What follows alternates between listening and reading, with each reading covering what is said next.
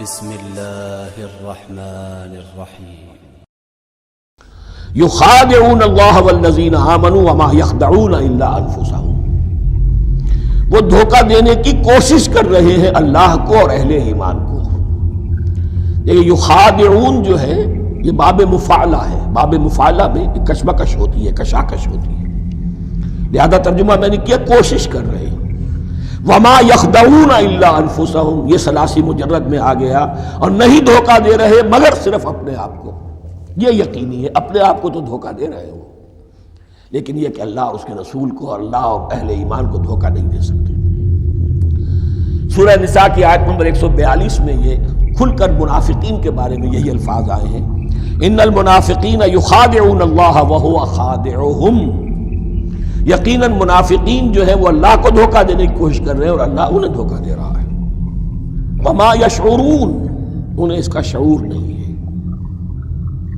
یہ بہت اچھی طرح نوٹ کر لیجئے، منافقین کی بھی اکثریت وہ تھی جنہیں اپنے نفاق کا شعور نہیں تھا،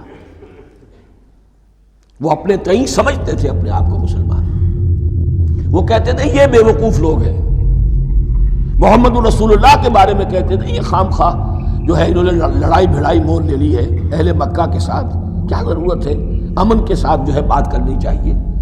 وہ سمجھتے تھے کہ ہم خیر خواہ ہیں، ہم بھلی بات کہہ رہے ہیں، یہ بے وقوف لوگ ہیں، دیکھتے نہیں کہ کس سے ٹکرا رہے ہیں، ہاتھ میں اسلحہ نہیں ہے اور لڑائی کے لیے جا رہے ہیں، تو بے وقوف تو یہ ہے۔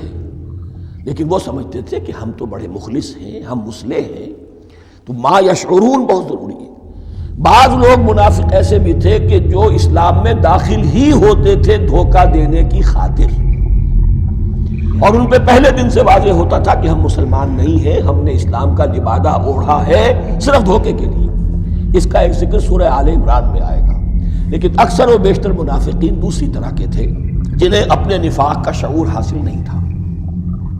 فی قلوبہم مرض، ان کے دلوں میں ایک روگ ہے، بیماری ہے۔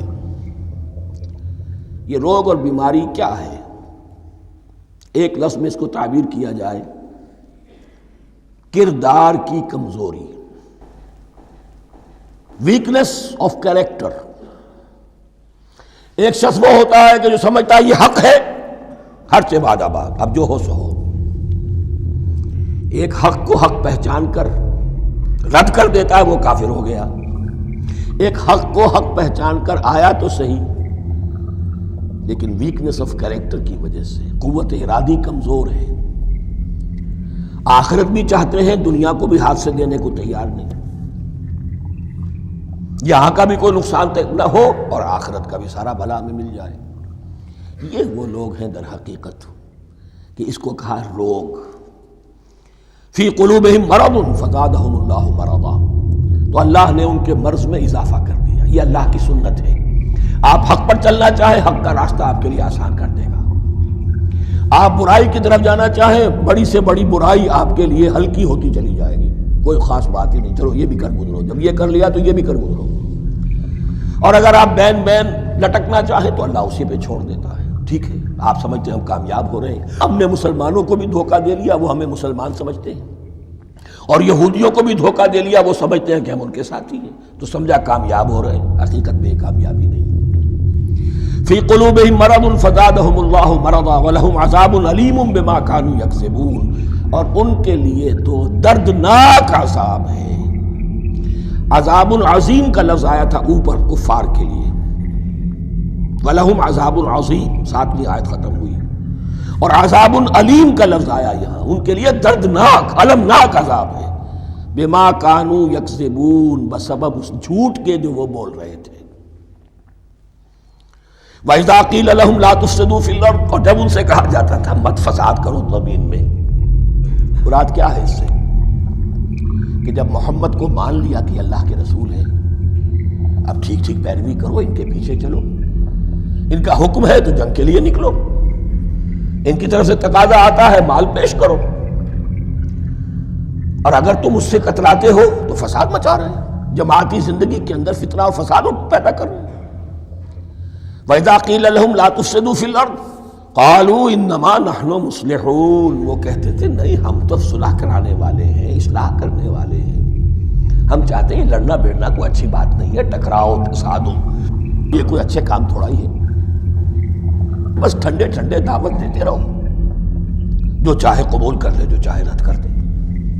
خام خواہ یہ ٹکرانا اور یہ جنگ کرنا اور اللہ کے دین کو غالب کرنے کے لیے یہ قربانی دو اور یہ مصیبت جھیلو اور یہ مشقت برداشت کرو اور یہ چیز چھوڑو اور یہ ترک کرو، یہ کاہے کے لیے؟ وَإِذَا قِيلَ لَهُمْ لَا تُفْسِدُوا فِي الْأَرْضِ قَالُوا إِنَّمَا نَحْنُ مُصْلِحُونَ أَلَا إِنَّهُمْ هُمُ الْمُفْسِدُونَ وَلَكِنْ لَا يَشْعُرُونَ۔ آگاہ ہو جاؤ کہ وہی ہے مفسد، فساد پھیلانے والے۔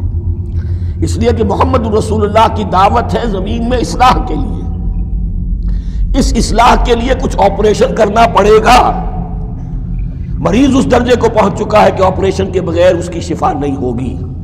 اب اگر تم اس کے راستے میں رکاوٹ بنتے ہو تو در حقیقت تم فساد مچا رہے ہو، لیکن تمہیں اس کا شعور نہیں ہے۔ الا انہم ہم المفسدون ولکن لا یشعرون۔ پھر دیکھیے، نوٹ کیجئے، شعور نہیں ہے۔ شعوری نفاق اور شے ہے، غیر شعوری نفاق ہے کہ جس کا یہ سارا تذکرہ ہو رہا ہے۔ وَإِذَا قِيلَ لَهُمْ آمِنُوا كَمَا آمَنَ النَّاسُ، اور جب ان سے کہا جاتا ہے ایمان لاؤ جیسے دوسرے لوگ ایمان لائے ہیں۔ آخر دیکھو، دوسرے یہ اہل ایمان ہیں، جب بلاوا آتا ہے فوراً لبیک حاضر ہوتے ہیں، جو بھی ہو۔ یہ تم جو ہے آخر تم نے اور روش اختیار کی۔ وَإِذَا قِيلَ لَهُمْ آمِنُوا كَمَا آمَنَ النَّاسُ قَالُوا أَنُؤْمِنُ كَمَا آمَنَ السُّفَهَاءُ، وہ کہتے ہیں کہ کیا ہم ایمان لائے جیسے یہ بے وقوف لوگ ایمان لائے؟ انہیں تو اپنے نفع کی فکر، نہ نقصان کی فکر، نہ خطرات کا کوئی خیال، نہ اندیشوں کا کوئی گمان۔ جان جائے، مال جائے، اولاد کو چھوڑ دیں، گھر بار چھوڑ کے آ گئے ہیں، ان سے بڑے بے وقوف کون ہوں گے؟ بال بچے چھوڑ آئے ہیں کفار مکہ کے رحم و کرم پر، سرداران قریش جو چاہے ان کے ساتھ کریں، تو یہ تو بے وقوف لوگ ہیں۔ آج کل آپ کہتے ہیں ایسے ہی لوگوں کو فینیٹکس ہیں، یہ فینیٹکس ہیں۔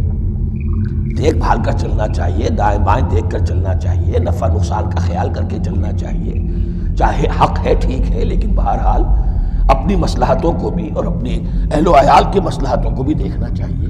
یہ لوگ تو معلوم ہوتا ہے کہ بالکل دیوانے ہو گئے، فینیٹکس ہو گئے۔ وَإِذَا قِيلَ لَهُمْ آمِنُوا كَمَا آمَنَ النَّاسُ قَالُوا أَنُؤْمِنُ كَمَا آمَنَ السُّفَهَاءُ أَلَا إِنَّهُمْ هُمُ السُّفَهَاءُ وَلَكِنْ لَا يَعْلَمُونَ۔ آگاہ ہو جاؤ کہ وہی بے وقوف ہے، لیکن انہیں علم نہیں ہے۔ وہ صادق الایمان جو ایمان کی ہر تقاضے کو پورا کرنے کے لیے ہر وقت حاضر ہے، ان سے بڑا عقل مند کوئی نہیں، ان سے بڑا سمجھدار کوئی نہیں۔ انہوں نے یہ جان لیا ہے کہ اصل زندگی آخرت کی زندگی ہے، یہ نہیں ہے، یہ تو عارضی ہے، کل نہیں آج ختم ہو جائے، آج نہیں ابھی ختم ہو جائے، کیا فرق پڑے گا؟ جانا تو ہے، اب نہیں تو کل، کل نہیں تو پرسوں جانا تو ہے۔ تو عقل تو ان کے اندر ہے۔ صدق اللہ